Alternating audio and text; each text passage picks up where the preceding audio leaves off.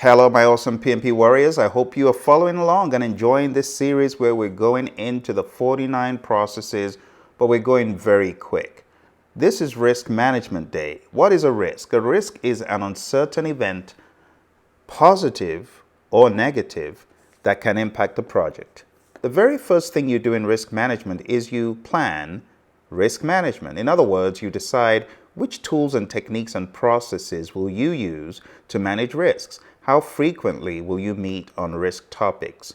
The next thing you do is called identify risks. You are identifying both the positive and negative risks that could happen on the project and logging them in a risk register for further action. The difference between a risk and an issue is that a risk could happen, an issue is happening. That is one important distinction. Number 3, performing a qualitative risk analysis. This is next.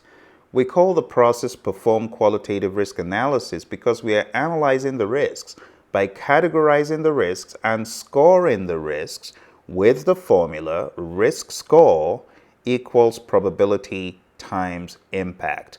So we have all of these risks. We have the risk score for each one, and that helps us to prioritize these risks as a first pass. But that is never enough. On many projects, you've got to go to the next level. Now, on some projects, we go to that next level by doing a detailed quantitative risk analysis. So perform quantitative risk analysis is where we perform a quantitative risk analysis by computing the expected monetary value, EMV, and then aggregating the EMV for all the risks. When that is done, you've got a much clearer idea of the risks you need to aggressively go after. And that takes us into number 5, plan risk responses. In this process, we are planning the risk responses to carry out on the project. This takes into account both positive and negative risk responses. I have a mnemonic, and I'm going to zero in on that mnemonic so you don't forget it. Let's zero in on that mnemonic. So you can see over here I have EASE, E-A-S-E-E.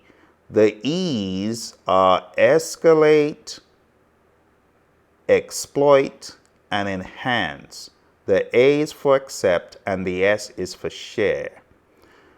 And that is for positive risks or opportunities, how you respond to them. You could escalate, you could avoid, you could share, you could exploit, you could enhance. Then we have A team for the negative risks.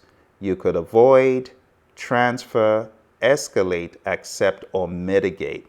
Make sure you know the subtle differences between these. Accept is accept on either side, but we have passive accept and active accept. Passive accept is doing absolutely nothing.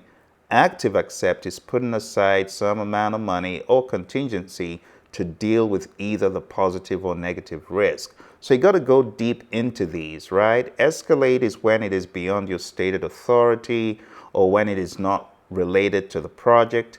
Share is when we are sharing a risk, a positive risk. Transfer is when we are transferring ownership of a negative risk, like insurance.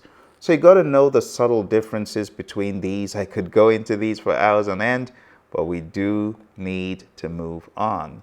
All right, so that is planning risk responses. Number 6, this is implementing the risk responses that have been decided upon using influence to get traction on those risk response actions. The final thing in risk here is monitor risk. Okay, so this is where we monitor the project risk and take the necessary action to update the risk register as needed with new or modified risks. And that concludes our review of risk management, my friends. It was quicker than I thought.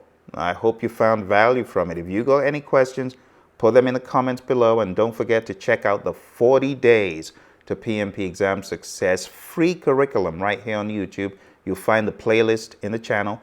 And also don't forget to hit like, subscribe, and share with your friends. I'll see you in the next video. Bye for now.